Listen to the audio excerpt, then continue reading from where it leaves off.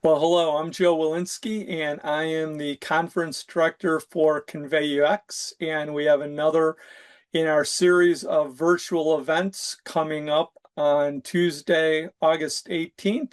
And I get a chance to chat with each of our presenters for a few minutes. And so right now I'm talking to Adam Zeiner. Hello, Adam. How are you doing today? Hey Joe, I'm doing pretty well. Well, it's actually a really hot day, surprisingly hot day for the Washington State area. I'm in Bellingham, Washington. Where are you talking to me from? I'm in Asheville, North Carolina, in Western North Carolina. It's it's been a hot summer for us as well. Fortunately, not too hot today. Well, I've been there on my travels. It's a very enjoyable town and area to explore. So it's good to have you as part of the event. And probably a good place to start is if you could tell me a little bit about the work that you're involved in and how you found your way to what you're doing today. Sure. So I work at a company called Hims and Hers. I'm the staff UX designer for our fulfillment and pharmacy domain. So I don't work on the beautiful branding and social media content or our websites or app. I work on our internal tools that are used by pharmacists and fulfillment specialists. Um, and I work, yeah, I work on internal pharmacy and warehouse management systems. Um, before Hims and Hers, I worked at Expedia Group. Um, I also worked on internal tools there with the platform design team. I joined Expedia in a hybrid service design and design strategy role that eventually transitioned into a UX role. Um, and most recently, before Expedia, I was working in probably the coolest place I've ever worked, the Design Institute for Health in the Dell Medical School at UT Austin.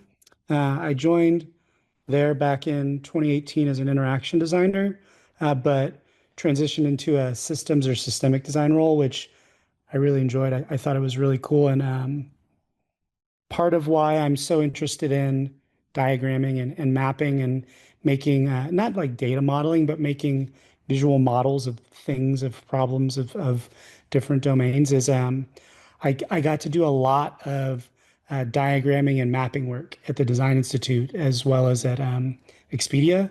And diagramming, mapping, modeling is still a big part of my process today. Well, it sounds like you had an interesting circuitous path to where you are today, and you already alluded to the topic that you're going to present, which is entitled Maps and Models and Diagrams. Oh my. So tell us a little bit about how you decided on that topic and what we can learn from it. Sure.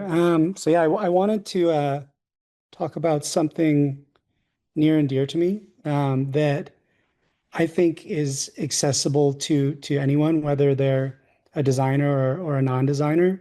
Um, I I know that for myself, I really love the term sense making. It's a term I learned from Abby Covert or Abby the IA, which some folks may be familiar with her work.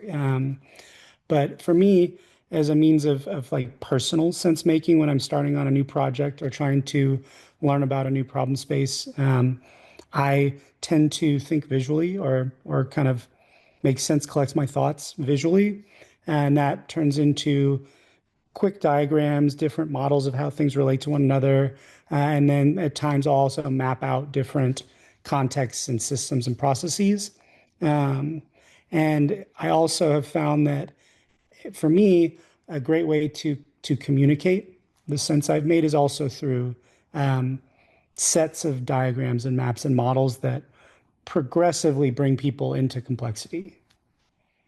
So yeah, what folks can what I hope folks will learn from me is why I think sense making is so important, especially before you jump into ideating or coming up with solutions, some visual or information pitfalls to kind of try to avoid, maybe, especially when you're trying to communicate sense that you've made, as well as how I like to think about artifacts like maps and models and diagrams as boundary objects or artifacts and objects where a lot of different folks from different backgrounds or a lot of different folks with different functional roles, it's a singular object that everyone can kind of respond to. So you can hopefully get onto the same page.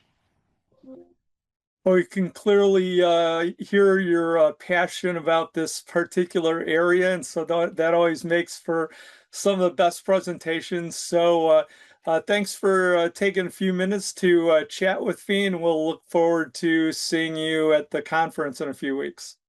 Awesome. Yeah, I appreciate it. Thanks, Joe. All right, thank you. Bye-bye.